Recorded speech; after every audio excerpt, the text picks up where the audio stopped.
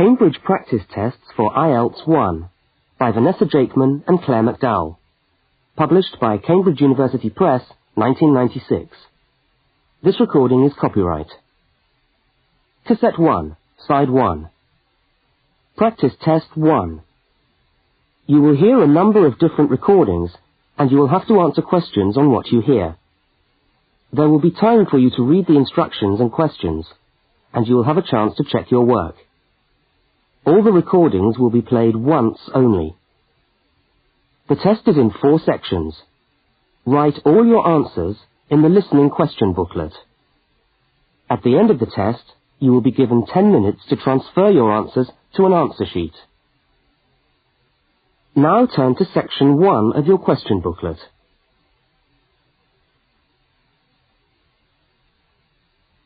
Section 1. You will hear a telephone conversation between a woman and a police officer.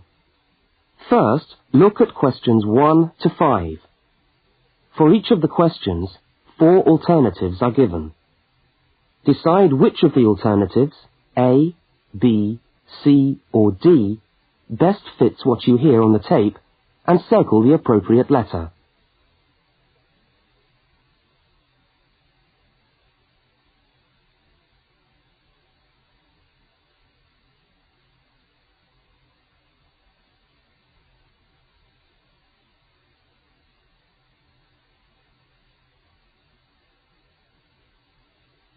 You will see that there is an example which has been done for you. On this occasion only, the conversation relating to the example will be played first.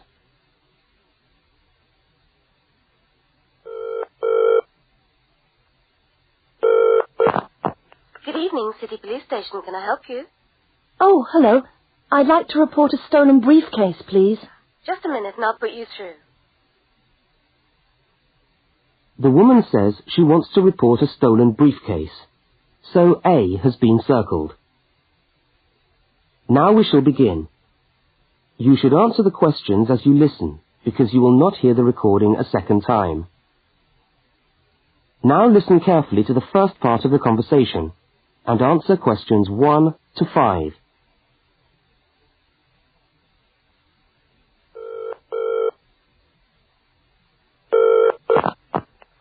Good evening, City Police Station. Can I help you? Oh, hello. I'd like to report a stolen briefcase, please. Just a minute and I'll put you through. Lost property, can I help you? Oh, yes. I've had my briefcase stolen. Okay, I'll take some details. Tell me what it looks like, first of all. Well, it's a soft leather one, you know, not a heavy box type like a man's. And how does it close? It's got buckles at the front, 2 of them. They're gold-plated ones. Fine. Was it locked? No, I'm afraid not. Never mind. Any distinguishing features? Pardon? Any marks or badges on it that make it stand out? Only the brand name. And where's that? It's on the back, at the bottom in the left-hand corner. It's saggy. Oh, and there's a scratch. It's quite bad, but small, directly above the brand name. I did it recently, putting it on my bike. I've got that. So, what did you have inside the briefcase? Well, all my papers from college. It's so frustrating, but thank goodness for computers. I haven't lost them completely. Yes, you're lucky. I had my wallet in my pocket, so I didn't lose that. But there were also my pens, which I got for my birthday, and a novel I was planning to read on the train. Right. Where exactly did you lose the briefcase? Well, I couldn't believe it. I was standing on the platform. It was right next to me. You were holding it? I'd just put it down on the floor, but I could almost feel it beside me. I was watching for my train because sometimes it comes early, and then next time I looked, my briefcase wasn't there. And what time was this? It must have been about 5:20. No, a bit later. I'd say 5:30 because it was just getting crowded and the train normally comes at about 25 to 6. Before they continue their conversation, look at questions 6 to 10.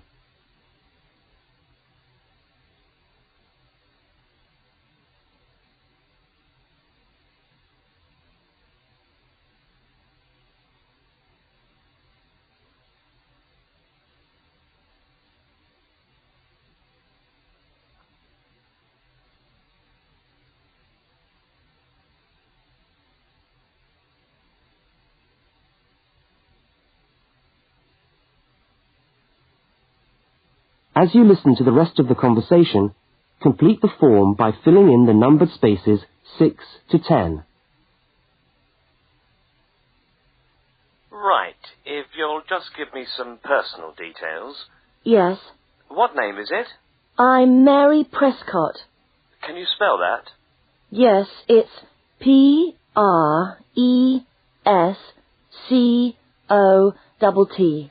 And your address? Flat 2, 41 Fountain Road, Canterbury. Fountain Road. Yes, number 41. And have you got a contact telephone number? Yes, it's 752239. 752239. Fine. One last question. What would you say the value of your briefcase is? Including the contents? Yes. Just a rough estimate is fine. Oh, I'm not sure. Well, the briefcase itself is quite new. I bought it last month for £40. I suppose about £65. The contents are worth about £20 or £25 at least. That's fine. Well, if you could come down to the station tomorrow, you can sign this form and have a look at what we've got here. Okay, thanks. Bye. Goodbye.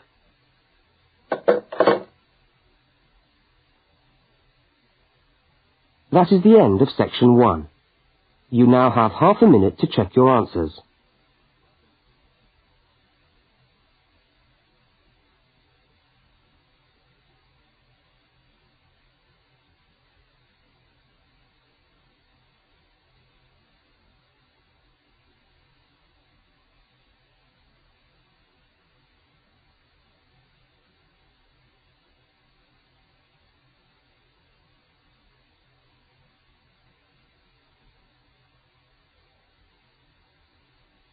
Now turn to section 2.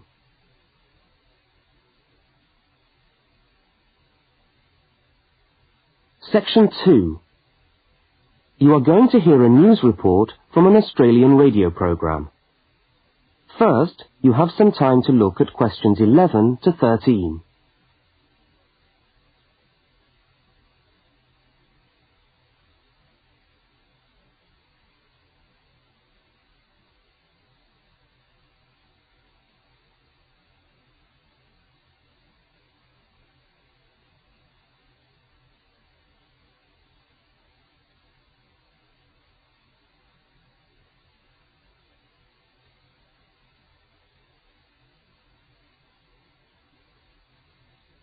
Now listen to the news headlines and tick the 3 other items which are mentioned.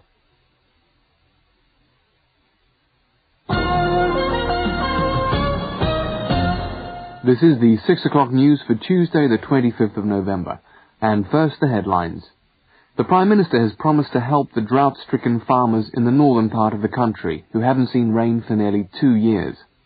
And in Sydney, a group of school children are successfully rescued from a plane which landed in the sea shortly after takeoff. Transport workers are on strike in Melbourne over a pay claim, and the strike looks set to spread to other states. And on a fashionable note, there's to be a new look for the staff of Qantas, Australia's national airline. Now you have some time to look at questions 14 to 21.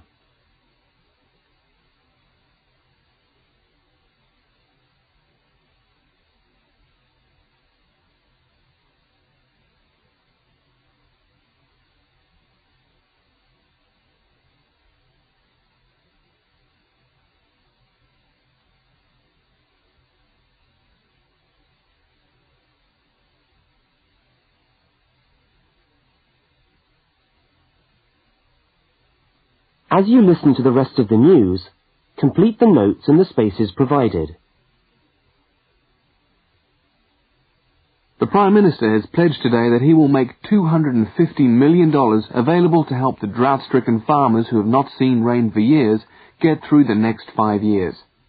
Money that was to have been spent on the restructuring of Sydney's road system has been reallocated to what the Prime Minister described as a more worthy cause. Farmers are to receive financial assistance to help see them through the worst drought in over 50 years. Many farmers feel that while the money is welcome, it has come too late to save them and their farms from financial ruin, and are angry that the government did not act sooner.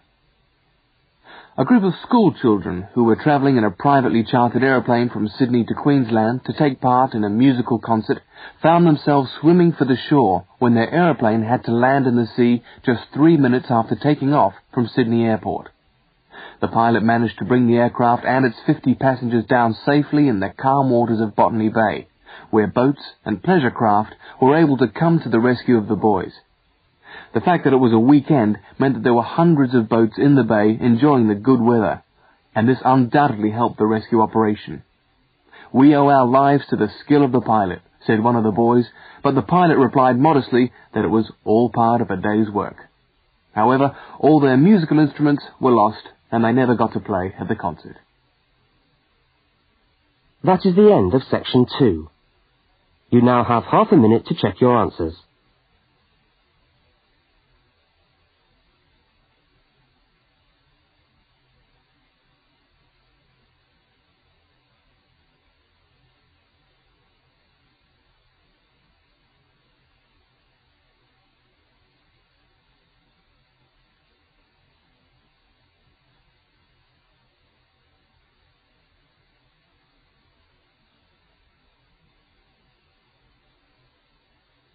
Now turn to section 3.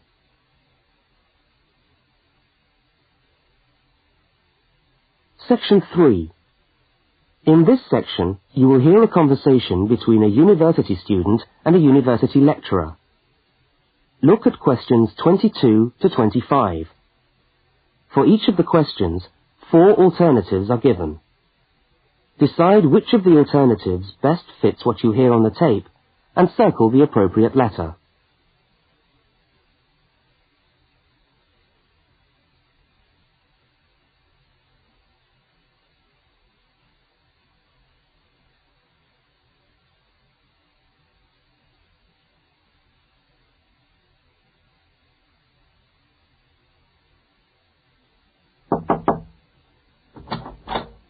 Hello.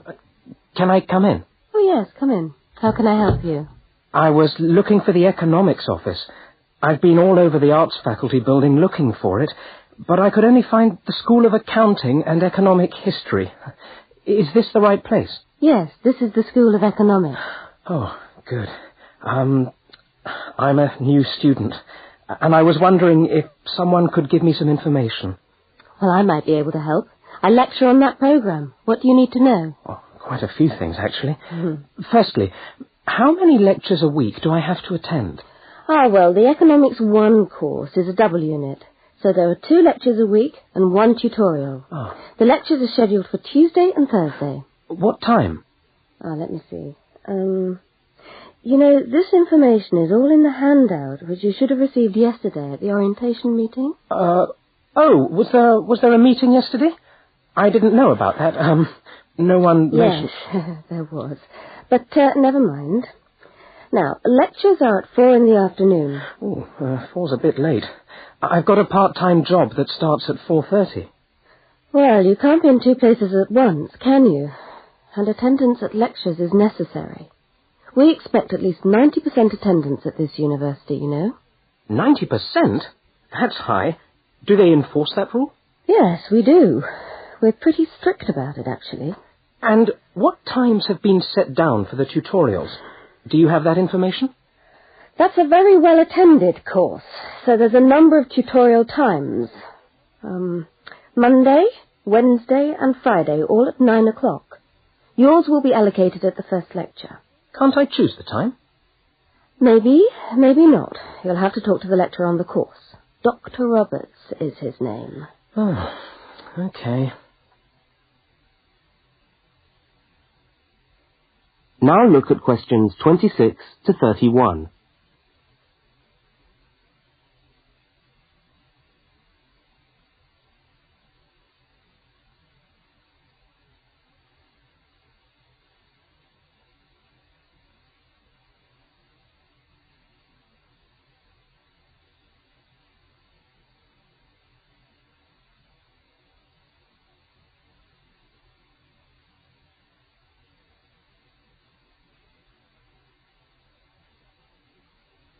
As the conversation continues, complete the notes in the spaces provided. Anything else I can help you with while you're here? Well, yes, actually. Do you know what the course requirements are? I mean, how much work is expected for this course? Well, you have to complete a tutorial paper. What does that involve? Well, it's a piece of work on a given topic based on some set reading texts. You'll have to give a small talk to your tutorial group. Oh, how long does that have to be? Oh, about 25 minutes usually. I have to talk for 25 minutes? Yes, that's right. And then you have to write up your piece of work and give it to the lecturer to be marked. Right. And is that all? No. You also have to complete a 3,000-word essay on a topic. Can I choose the topic? Yes, usually you can. Right. That shouldn't be too bad. And in addition to that, there is an exam. An exam? What sort of exam? Well, it's an open book exam. Does that mean I can have the textbook with me during the exam? Yes, that's right. And can you give me any idea about the content of the first year of economics, so that I can get into some reading? Well, you'll be getting the reading list next week when lectures start. All the books are in the library. Yes, but won't everyone else take them out as soon as they get the reading list too? Well, yes, they might. But most of the important ones are held in closed reserve. That's a part of the library where you can go to read books, but you can't take them out of the building. What did you call that section of the library? Closed reserve. However, we do recommend that you buy the core books. You'll find them useful and you'll need them for the exam. Yes, I suppose I will. But what is the focus of the course? Well, the course at this university has a vocational focus. That is, a focus on preparing its graduates for work. So we're orientated very much towards employment. Oh, so my chances of getting a job are good? Well, provided you get good results. Well, look, thanks for your time. You've been really helpful. That's fine. See you next week, then.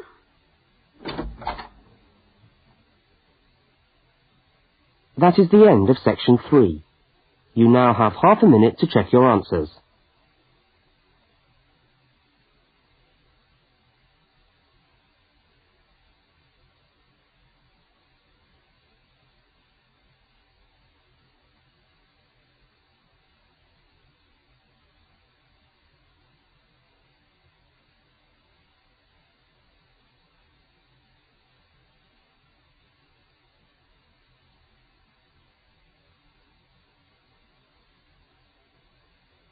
Now turn to section 4.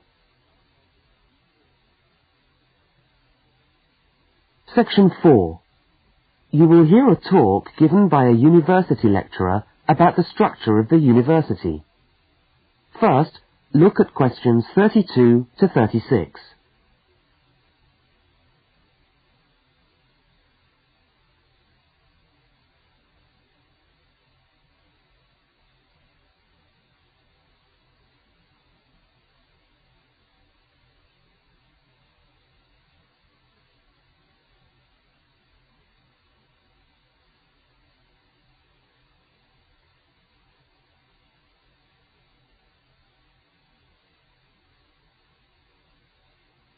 Now listen and answer questions 32 to 36.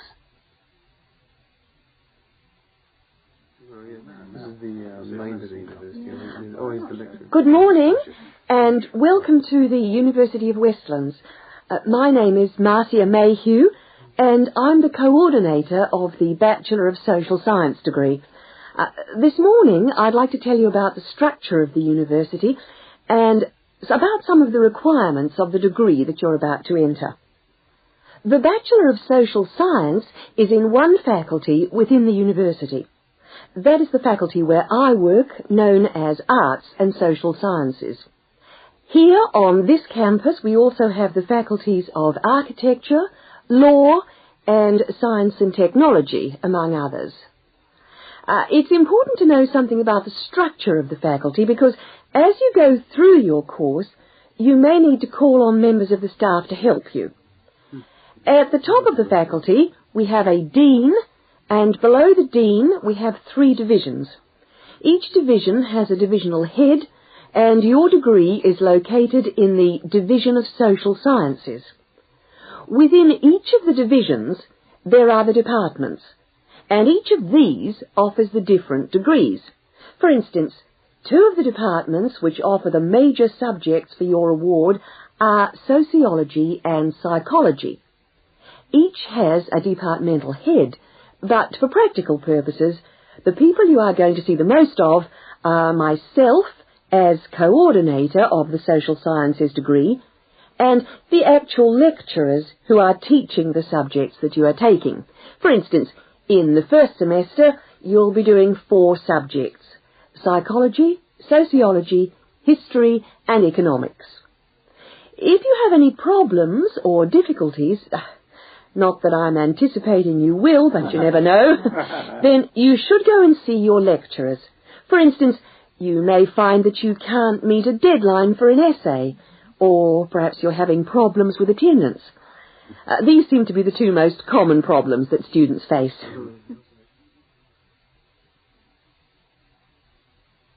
Now look at questions 37 to 41.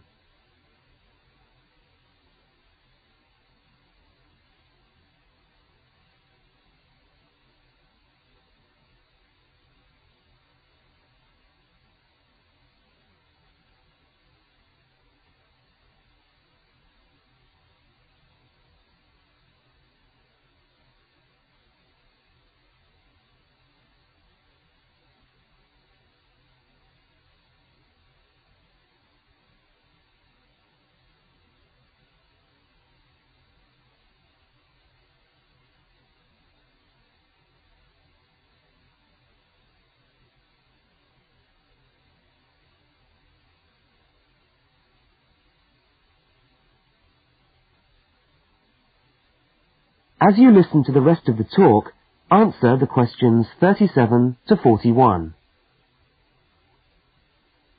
If your lecturers are unavailable, you can always come and see me in my office. I'm available on Wednesday and Thursday mornings and on Friday afternoons. Outside these hours, perhaps you could ring the secretary and make an appointment. Now, you'll note that all of the subjects which you undertake in the first year are composed of lectures and tutorials. A lecture is about an hour long, and a tutorial usually runs for about 2 hours. A lecture is rather like what I'm doing now, where one person will talk to all of you together on a subject. Now, we do ask you to try to attend the lectures. A tutorial is perhaps where most of the learning occurs at a university. You will be divided into groups of between 12 and 15 students, and each week one of you will have to present a piece of work to the group as a whole, and then the group will discuss what you've said. It's this discussion, this exchange of ideas, which really constitutes the basis of university learning, in my view. Listening to lectures in many ways is just giving you information that you could access for yourself in the library. But the discussion at the tutorial is very important. This doesn't mean that you shouldn't go to the lectures, though. Other factors to be particularly concerned about are the structure of essays and delivery of written material. And in particular, I would like to mention the question of plagiarism. Plagiarism is taking other people's work without acknowledging it. That is, without saying where it comes from. Now, of course, all essays are based on research done by other people, but you must remember to attribute the work to the original writer. And while it's a good idea to work with other people, don't hand in work which is exactly the same as your friend's work, because we will notice. If you don't acknowledge the source of your information, then you run the risk of failing the subject, or in very serious cases, you might be denied entry to the university. Last but not least, stay in touch with us. If things are getting you down, don't go and hide. Come and talk to us about it. That's what we're here for. Right. Thank you very much for coming along today.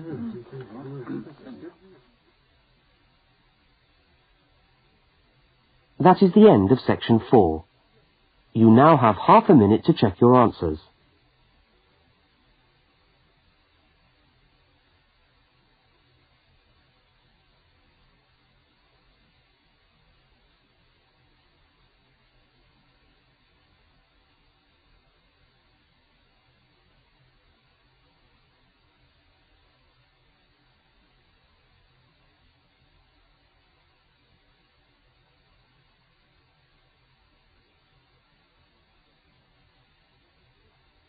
That is the end of the listening test.